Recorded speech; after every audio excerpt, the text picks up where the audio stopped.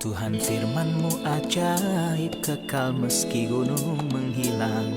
Tiada huruf yang gagal, tak terpatahkan siasat. Hidup seperti-Mu ya Allah, lebih dari emas. Aku bersaksi kitab-Mu, kitab yang suci. Mendengarkan firman-Mu, hibur hati yang luka. Terangilah langkahku kemanapun ku pergi. Biarkanlah firman-Mu berkuasa atasku. Ubahkanku, bebaskanku, ku mau menyenangkan-Mu.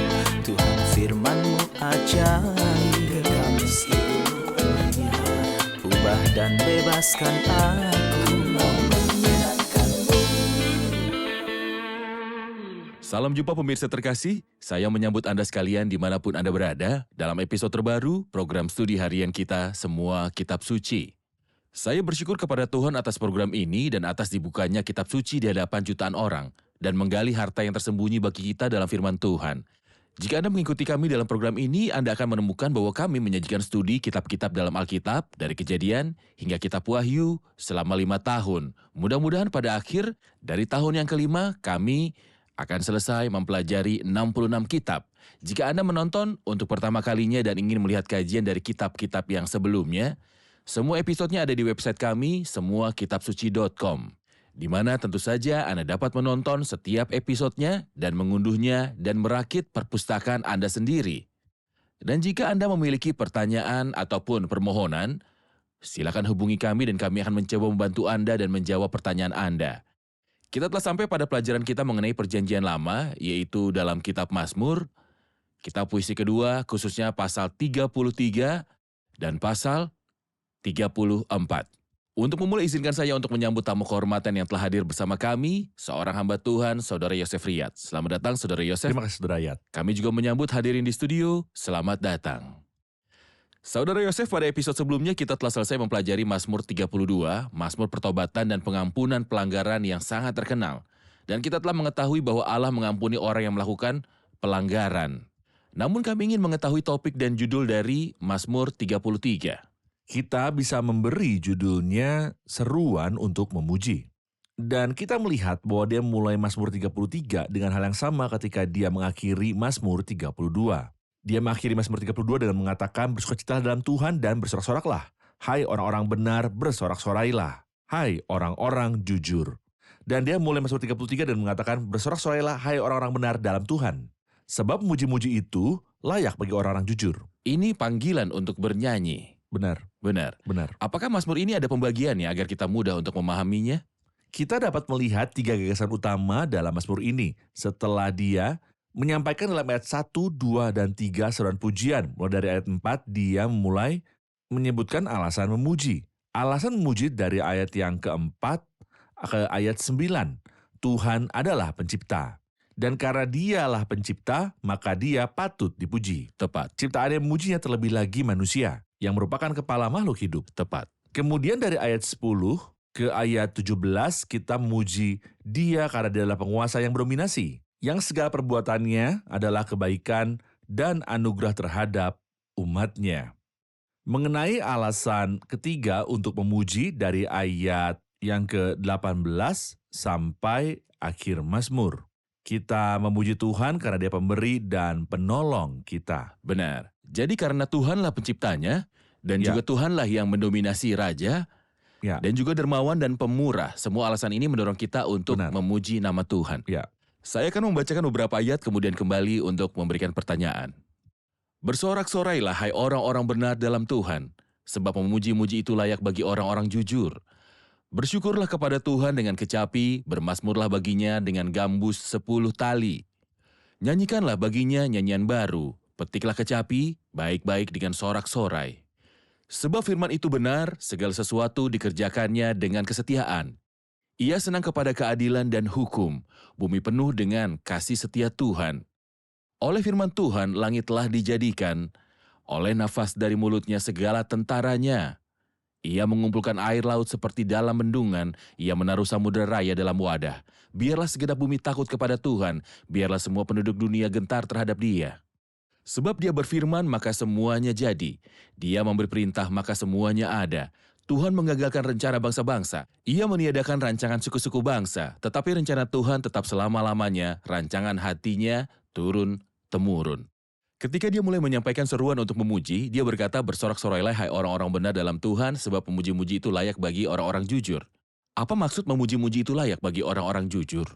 Orang-orang yang saleh, orang-orang yang jujur, yang bertindak dengan benar. Dia ingin memberitahu kita, itulah yang terjadi dan kita sering melihat orang-orang menjalani kehidupan yang jahat. Dan meskipun demikian mereka memuji Tuhan dan menyembah Tuhan. Apakah Allah menerima ibadah seperti itu? Apakah Tuhan menerima pengorbanan dari orang-orang yang hidup di dalam dosa? Bukankah tertulis bahwa korban orang fasik adalah kejadian bagi Tuhan tapi doa orang jujur dikenannya? Ada ayat dalam nubuatan Amos pasal yang kelima yang berbunyi, aku membenci, aku menghinakan perayaanmu. Dan aku tidak senang kepada perkumpulan rayamu. Sungguh apabila kamu persembahkan kepadaku korban-korban bakaran dan korban-korban sajianmu, aku tidak suka. Dan korban keselamatanmu berupa ternak yang tambun, aku tidak mau pandang. Jauhkanlah daripadaku keramaian nyanyian-nyanyianmu. Ya, Lalu gambusmu tidak mau Tidak aku dengar. Tetapi biarlah keadilan bergulung-gulung seperti air dan kebenaran seperti sungai yang mengalir. Dia malah ingin mengatakan bukannya bernyanyi dan memuji Tuhan atau menyembah Tuhan.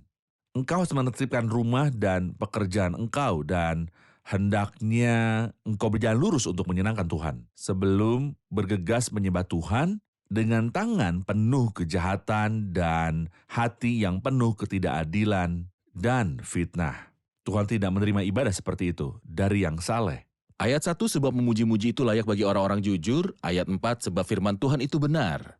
Ya, Apakah ada hubungan antara firman Tuhan dengan orang jujur dan melakukannya? karena dia jujur, dia tidak menerima kebengkokan. Tuhan itu kudus, jadi dia tidak menerima kenajisan. Kita harus jalan dengan Tuhan yang kita sembah. Bagaimana Anda bisa menyembah Tuhan sambil menjalani kenajisan dan dia kudus? Bagaimana Anda bisa membenci dan meremehkan semua orang? Saat Anda menyembah Tuhan yang adalah kasih. Tuhan itu jujur, lalu bagaimana kamu bisa beribadah kepadanya sedangkan kamu berperilaku bengkok? Ini tak akan berhasil. Baik, kita rehat sejenak dan kembali untuk menjawab pertanyaan. Pemirsa terkasih, kami akan segera kembali setelah rehat. Alangkah baiknya jika kita bergembira dan bersukacita di hadirat Tuhan. Ini adalah mazmur pujian yang luar biasa dan gayanya mirip dengan gaya Daud. Jadi, kemungkinan besar dialah yang menulis mazmur ini juga. Kita harus menyanyikan lagu baru bagi Tuhan. Tapi, lagu baru apa ini? Banyak mazmur berbicara tentang lagu baru yang akan dinyanyikan bagi Tuhan di masa depan. Kita baca di kitab Wahyu pasal 5 dan ayat 9. Dan mereka menyanyikan suatu nyanyian baru, katanya, engkau layak menerima gulungan kitab itu dan membuka meterai-meterainya. Karena engkau telah disembelih dan dengan darahmu engkau telah membeli mereka bagi Allah dari tiap-tiap suku dan bahasa dan kaum dan bangsa. Berkuasa atasku, ubahkanku, bebaskanku, ku mau menyenangkanmu. Tuhan firman-Mu ajaib, kekal seluruhnya. Ubah dan bebaskan aku, mau menyenangkanmu. Kami telah kembali pemirsa terkasih untuk menjawab pertanyaan hadirin di studio. Dalam ayat 7, ia mengumpulkan air laut seperti dalam bendungan, ia menaruh samudera raya ke dalam wadah. Saya ingin klarifikasi terhadap ayat ini. Terhadap kata atau frase? Terhadap fase. Baik. Mohon penjelasan Anda, Saudara Yosef. Hal yang paling sulit dikendalikan adalah laut. Iya, Tidak ada yang mampu melakukan itu sampai hari ini. Mereka bisa berjalan di bulan, tapi tidak ada yang bisa mengendalikan laut. Namun, Tuhan mengendalikannya dalam perjanjian lama dan perjanjian baru. Misalnya ketika ia bersabda, ia mengumpulkan air laut seperti dalam bendungan. Jangan lupa bahwa Tuhan telah membelah Laut Merah sehingga menjadi timbunan. Dan mereka menyeberangi laut. Bagaimana laut bisa berdiri seperti tumpukan seperti tembok? Dan orang-orang menyeberangi Laut Merah, bagaimana? Dan dalam perjanjian baru dia berkata, ia menaruh gelombang pasang samudera raya ke dalam wadah. wadah. Ya, satu kata darinya terucap, maka ombak tinggi tenang, saya membayangkan ombaknya tinggi dan Tuhan memerintahkan laut untuk tenang. Dan ia segera jadi tenang. Ada yang berkata seperti anjing yang terlatih yang gelisah ketika melihat orang asing lalu tuannya menyuruhnya diam dan duduk. Jadi dia akan segera duduk. Karena ini adalah anjing terlatih yang disiplin. Dan itu yang Tuhan katakan, diam, tenanglah. Tepat. Benar. Dia berkata kepada laut, diam, tenanglah. Dan ini menunjukkan kepada kita otoritas Tuhan. Telah kita bahas bahwa bagian pertama berbicara tentang Tuhan, pencipta. Dia menciptakan dunia dan mengendalikannya. Dia tidak menciptakannya kemudian meninggalkan seperti yang dikatakan sebagian orang. Seperti orang buat jam lalu membiarkan berfungsi dan tidak melakukan apa-apa. Tidak. Dia menopang segala yang ada dengan firman-Nya yang penuh kekuasaan. Benar. Jadi bagian pertama dari Mazmur mengatakan bahwa kita bernyanyi untuk Tuhan karena dialah pencipta. Bagian kedua mengatakan kita bernyanyi untuk Tuhan karena dialah yang mendominasi segalanya. Dan tentu Benar. kita bernyanyi untuk pengorbanannya. Pujian harus layak bagi Tuhan. Benar. Ini harus layak bagi Tuhan yang berarti datang dari hati yang penuh hormat dan cara yang Bersih. penuh hormat. Benar. Mohon kuatkan kami dan beritahu kami cara bernyanyi.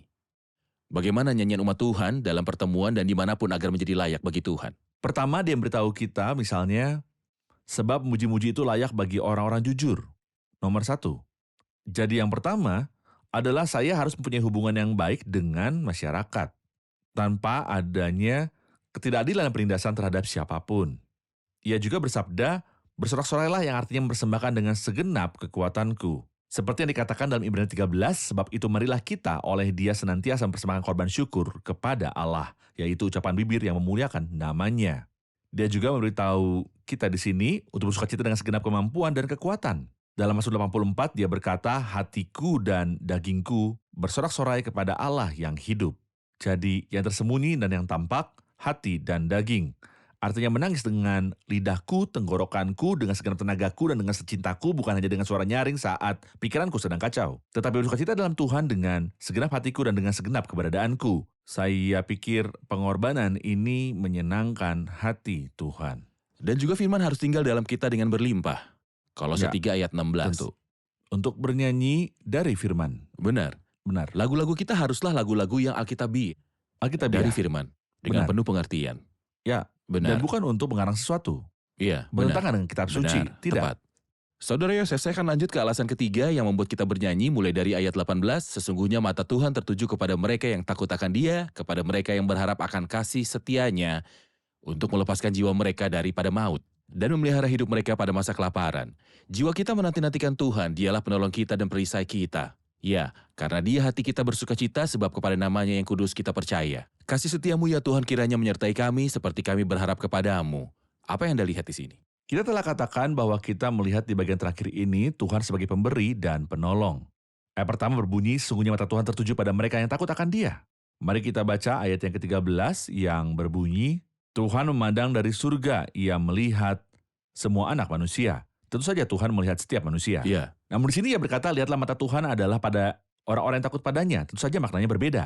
Dia melihat semua orang, tetapi matanya tertuju pada orang-orang yang takut kepadanya. Sebagaimana yang telah ia katakan dalam Mazmur 32 yang telah kita pelajari pada episode sebelumnya, aku hendak memberi nasihat, mataku tertuju padamu. iya, Aku hendak mengajar dan menunjukkan kepadamu jalan yang harus kau tempuh. Aku hendak memberi nasihat, mataku tertuju kepadamu. Maka mata Tuhan tertuju kepada rasa puas terhadap orang-orang yang takut akan Dia. Persis seperti yang dikatakan pada gadis bodoh itu, aku tidak mengenal kamu, padahal Dia niscaya mengenal mereka dan mengetahui dosa-dosa mereka, dan Dialah yang akan menghakimi mereka. Namun pemahaman di sini seperti yang ia katakan, dan aku mengenal domba-dombaku dan domba-dombaku mengenal aku, pengetahuan tentang penerimaan dan kepuasan. Sesungguhnya mata Tuhan tertuju pada mereka yang takut akan Dia, kepada mereka yang berharap akan kasih setianya. Apa yang dia lakukan terhadap mereka? Dia menyelamatkan jiwa mereka dari kematian. Apakah ini terjadi? Ya, misalnya Hizkia jatuh sakit dan berada di ambang kematian. Yesaya berkata, sampaikanlah pesan terakhir bagi keluargamu, sebab engkau akan mati dan tidak akan sembuh lagi. Dia berdoa agar Tuhan menyelamatkan Hizkia dari kematian dan memelihara hidup mereka pada masa kelaparan. Apakah ini terjadi? Hal ini terjadi pada Elia. Pada saat terjadi bencana kelaparan di semua negeri selama 3 tahun. Dan Tuhan memberinya makan dengan cara yang aneh dan ajaib. iya. Burung gagak sedang memberinya makan. Ketika seekor gagak melihat sesuatu di tanganku, ia akan Ia akan menyambarnya. merebutnya. Dan gagak itu pasti menyambarnya karena tentu saja dia tidak punya toko daging. Ia pasti telah mengambil daging itu dari seseorang dan membawanya pada Elia.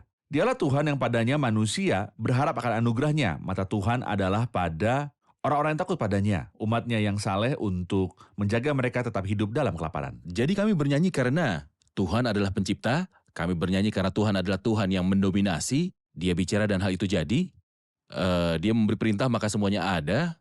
Kita bernyanyi karena Tuhan Maha Pemberi, Dia Maha Pemurah. Dan yang ramah, benar. Mari kita lanjutkan ke Mazmur 34. Sebelum mulai mempelajarinya, kami ingin mengetahui judul dan topiknya. Saya bisa menyebutnya lagu pemulihan jiwa. Atau saya bisa memberinya nama lain, bernyanyi dan mengajar. Di babak pertama kita lihat bahwa Daud melewati keadaan sulit dan Tuhan menyelamatkan dia, jadi dia berjanji dengan gembira. Paruh pertama dari Paruh ayat 1 pertama dari sampai ayat ayat 1. 10. Sampai ayat 10. Dari ayat yang ke-11 sampai akhir Mazmur berbicara tentang suatu pengajaran. Daud mengambil posisi sebagai guru untuk mengajar orang-orang saleh dari pengalaman pribadinya. Dia tidak hanya mengucapkan kata-kata, tapi dia telah mengalami apa yang dia katakan. Baiknya orang saleh diperingatkan dari firman dan ketika dia mendapat pelajaran, dia mengajarkannya kepada orang lain dan memperingatkan Yang mereka. Tepat. Benar. Mohon komentar Anda mengenai judul Mazmur dari Daud pada waktu ia pura-pura tidak waras pikirannya di depan Abimelek, sehingga ia diusir. Kapan itu terjadi dan mengapa bisa? Jika kita membaca kitab 1 Samuel 21, kita akan menemukan Daud merasa bahwa Saul semakin dekat dengannya dan hendak menangkapnya. Jadi karena ketakutannya terhadap Saul, dia berubah dari buruk menjadi lebih buruk. Ia pergi ke tanah orang Filistin kepada Akis Raja Gad yang disebutnya Abimelek di sini. Dan ia terancam dibunuh karena para hamba Akis berkata kepadanya, bukankah ini Daud Raja negeri itu? Bukan tentang dia orang-orang menyanyi berbelas-belasan sambil menari-nari, demikian. Saul mengalahkan beribu musuh, tapi Daud berlaksa-laksa. Di sini dia tertangkap di tangan kita. Ketika dia mendengar kata-kata ini, dia menjadi takut dan berpura-pura marah. Dan dia mengubah perilakunya, tapi perilaku ini tidak menyelamatkannya. Di sini dia memberitahu kita alasan rahasia kelangsungan hidupnya, pura-pura gila. Di dekat mereka, ia menggores-gores pintu gerbang dan membiarkan ludahnya meleleh ke janggutnya, hatinya berseru pada Tuhan.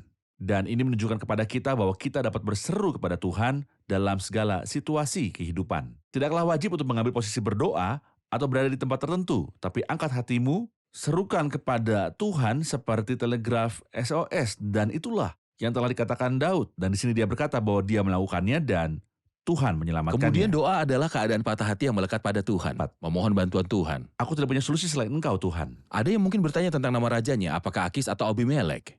Jadi kita perlu membicarakan hal itu. Abimelek adalah gelar semua raja seperti Firaun atau Khedive.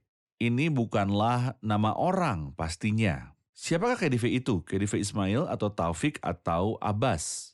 Jadi semua raja pada suatu waktu tertentu disebut Khedive, seperti Firaun. Semua raja Mesir disebut Firaun pada waktu tertentu. Di sini Abimelek adalah gelar umum semua raja Filistin, tapi namanya Akis. Benar, saya akan membaca beberapa ayat, kemudian kita rehat dan kembali untuk menjawab pertanyaan. Aku hendak memuji Tuhan pada segala waktu, puji-pujian kepadanya tetap di dalam mulutku. Karena Tuhan jiwaku bermegah, biarlah orang-orang yang rendah hati mendengarnya dan bersuka cita. Muliakanlah Tuhan bersama-sama dengan aku, marilah kita bersama-sama memasyurkan namanya. Aku telah mencari Tuhan lalu ia menjawab aku dan melepaskan aku dari segala kegentaranku. Tujukanlah pandanganmu kepadanya maka mukamu akan berseri-seri dan tidak akan malu tersipu-sipu. Orang yang tertindas ini berseru dan Tuhan mendengar, ia menyelamatkan dia dari segala kesesakannya. Malaikat Tuhan berkemah di sekeliling orang-orang yang takut akan dia lalu meluputkan mereka.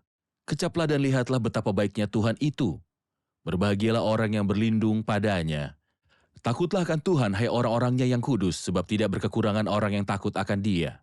Singa-singa muda merana kelaparan, tetapi orang-orang yang mencari Tuhan tidak kekurangan sesuatu pun yang baik. Kita rehat sejenak dan kembali untuk menjawab pertanyaan hadirin. Pemirsa terkasih, kami akan segera kembali setelah rehat. Bebaskanku, ku mau menyenangkanmu. Tuhan firman-Mu ajaib, kami seluruhnya. Ubah dan bebaskan aku, mau menyenangkanmu. Kami telah kembali pemirsa terkasih untuk menjawab pertanyaan hadirin di studio. Saya punya pertanyaan, apakah setiap orang benar-benar mempunyai malaikat yang menjaga dan melindunginya sepanjang waktu? Karena Karena dikatakan dia malaikat Tuhan berkata, berkemah di sekeliling orang yang takut akan dia. Malaikat Tuhan berkemah di sekeliling orang-orang yang takut akan dia. Hal ini perlu kita pahami betul, Saudara Yosef. Mengenai pelayanan para malaikat kepada manusia, ini dicatat dalam kitab suci dalam banyak ayat. Namun kita tidak menemukan anggapan umum bahwa setiap orang punya malaikat penjaganya masing-masing.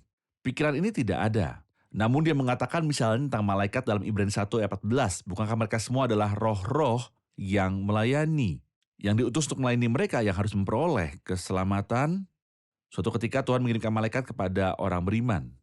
Dan dia pernah mengutus 2 malaikat kepada orang percaya lainnya. Dia mengirim malaikat kepada Daniel dan 2 malaikat untuk Lot. Dan terkadang dia mengirimkan pasukan seperti yang dilakukan terhadap Elisa. Dan terkadang dia mengirimkan 2 pasukan seperti yang dia lakukan terhadap Yakub. Dia menyebut tempat itu Mahanaim yang berarti Mahanaim. 2 pasukan.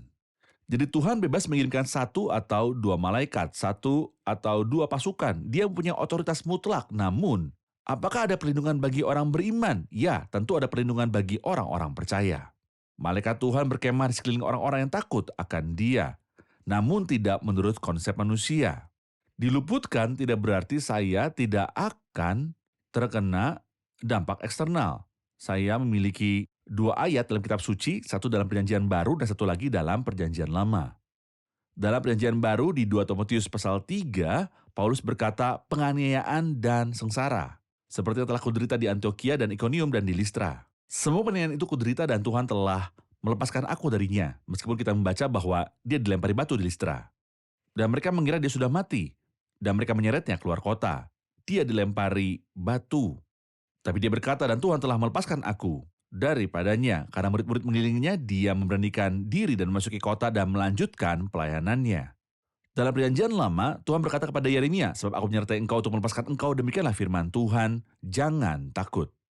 Namun kita sering membaca bahwa Yeremia pernah dipukuli dan bahwa dia dilemparkan ke dalam penjara bawah tanah. Dan ada lumpur dan Yeremia tenggelam di dalam lumpur. Jadi orang percaya tidak terbebas dari rasa sakit, melainkan selama pelayanannya belum selesai, tidak ada yang bisa mengambil nyawanya. Dan Tuhan berdiri bersamanya untuk memberinya keberanian moral agar dapat menanggung rasa sakit. Saudara Yosef, selalu kami ucapkan bahwa lengan dan kuasa Tuhan bergerak seiring dengan hikmat-Nya Benar, dan waktunya. benar. Hikmat dan waktu Tuhan. Terkadang Tuhan menunggu waktu pertama, kedua, ataupun ketiga. Ya. Pengaturan waktu Tuhan menggerakkan tangan Tuhan pada waktu keempat. Benar, Dan terkadang karena hikmat Tuhan, dia mungkin melepaskan seseorang yang tidak melepaskan yang lain. Benar. Mungkin menyelamatkan seseorang yang tidak menyelamatkan yang lain. Kita sering dengar orang berkata, Tuhan mengasihi saya dan dia menyelamatkan saya hari ini dari sebuah kecelakaan, di mana ada 3 atau 4 orang tewas. Mungkin juga ada orang percaya di sana. Apakah Ya. ini artinya Tuhan tidak mengasihinya? tidak. Apakah dia menyelamatkan orang ini dan tidak yang lain? Hikmat Tuhan yang tidak bisa Benar. kita gali sedalam-dalamnya. Dan tangan Tuhan terhubung dengan hikmat Tuhan dan waktu Ya. Tuhan. Ya. Anda katakan bahwa mulai dari ayat 11, ada bagian kedua dari Mazmur yang berbicara tentang pelajaran atau pengajaran setelah pengalaman. Ya. Apa saja istilah utama yang akan dia ajarkan pada kita? Ada baiknya dia mengajar setelah dia diselamatkan, karena kasih karunia Allah yang menyelamatkan, mengajarkan kita. Dan di sini dia mengucapkan kata-kata menakjubkan yang dikutip oleh Rasul Petrus ketika dia berbicara tentang pemerintahan Tuhan dalam surat pertamanya, pasal yang ketiga. Di sini dia berkata, siapakah orang yang menyukai hidup, yang mengingini umur panjang untuk menikmati yang baik? Lalu dia memberitahu kami hal menakjubkan yang harus dilakukan. Jagalah lidahmu terhadap yang jahat, dan bibirmu terhadap ucapan-ucapan yang menipu. Jauhilah yang jahat dan lakukan yang baik. Carilah perdamaian dan berusahalah mendapatkannya. Mata Tuhan tertuju kepada orang-orang benar. Dan telinganya kepada teriak mereka minta tolong. Wajah Tuhan menantang orang-orang yang berbuat jahat untuk melenyapkan ingatan kepada mereka dari muka bumi. Ketika Rasul Petrus mengutip ayat-ayat ini, dia membuat 2 perubahan. Pertama, dia mengubah satu kata dan dia tidak menyelesaikan ayatnya. Apa yang dia ubah? Di sini dia berkata yang mengingini umur panjang. Namun dalam surat Petrus dia tidak mengatakan beberapa hari, karena dalam perjanjian baru kita tidak dijanjikan banyak hari. Tapi dia berkata siapa yang mencintai hidup dan mau melihat hari-hari baik. Hari-hari kita mungkin tidak lama, tetapi semuanya baik dan berkenan kepada Tuhan. Itu lebih baik daripada berumur panjang yang jahat seperti yang dikatakan Yakub, dan tidak memiliki sesuatu pun yang berkenan kepada Tuhan.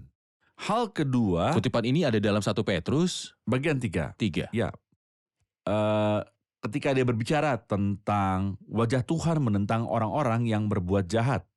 Dia mengatakan ayat ini karena itu benar. Wajah Tuhan adalah menentang orang-orang yang berbuat jahat, tetapi dia tidak mengatakan untuk melenyapkan ingatan kepada mereka dari muka bumi. Sebab kita berada pada masa kesabaran Kristus, maka dia bersabar terhadap manusia dan dia tidak menghilangkan ingatan mereka sejak dini. Tapi di sini dia berkata wajah Tuhan menentang orang-orang yang berbuat jahat untuk melenyapkan ingatan pada mereka dari muka bumi. Jika ini adalah kitab manusia, maka Petrus menyalin ayat-ayat Mazmur persis seperti yang ada dalam suratnya. Dia hanya akan menulis. Dia hanya akan menulis. Hanya. Ini ditulis orang-orang kudus Allah saat mereka dipindahkan. Dia tahu bagaimana mengutip dan kapan harus berhenti dan apa yang harus Tepat. diambil dan apa yang Tepat. tidak boleh diambil. Kitab yang Benar. luar biasa. Di akhir kitab Mazmur di ayat 19, kemalangan orang benar banyak tetapi Tuhan melepaskan dia Dari semuanya itu, ia melindungi segala tulangnya, tidak satu pun yang patah. Apa yang Anda lihat di sini? Saya akan berikan komentar ganda. Silakan. Komentar pertama pada kalimat kemalangan orang benar banyak. Ini bukan pertama kalinya membicarakan gagasan ini, namun yang membicarakannya dalam 4 syair. Ini syair keempat. Tapi ada nada yang meninggi. Ada kemajuan. Ya, ada kemajuan pertama kali dalam ayat 4, dan melepaskan aku dari segala kegentaranku. Ya, Ayat 6, lebih dari rasa takut, ia menyelamatkan dia dari segala kesesakannya. ya. Setelah itu kita baca Dalam di ayat 14, sesuatu yang lebih dari semua hal di atas dan melepaskan mereka dari segala kesesakannya. Dan yang terakhir, kemenangan orang benar banyak, tetapi Tuhan melepaskan dia. Dari semuanya itu, jadi jika ketakutan, masalah, penderitaan, atau malapetaka akan datang, Tuhan tahu bagaimana cara menyelamatkan.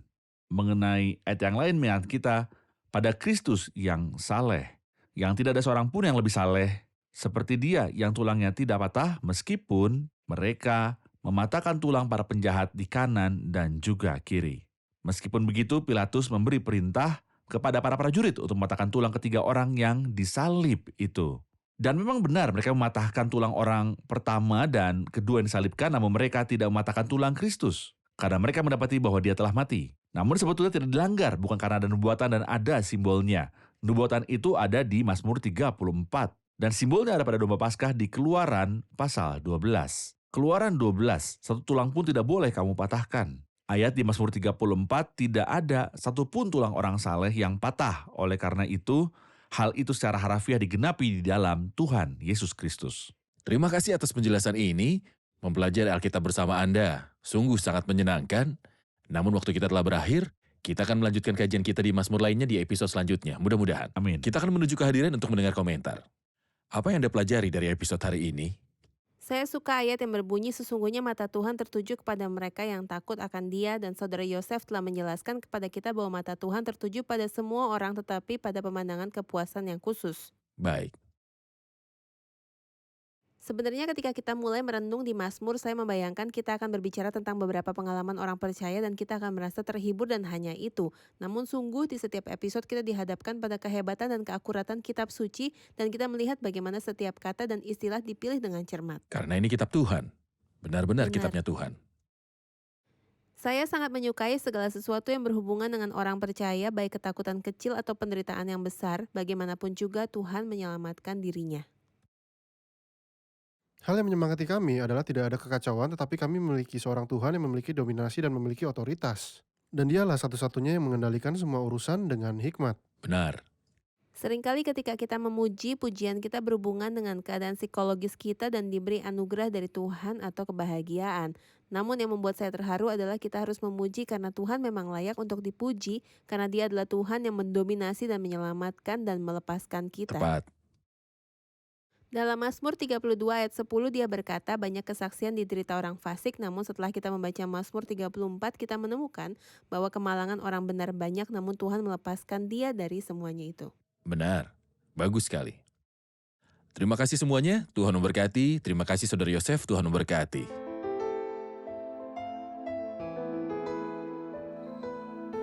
Tuhan firman-Mu ajaib, kekal meski gunung menghilang.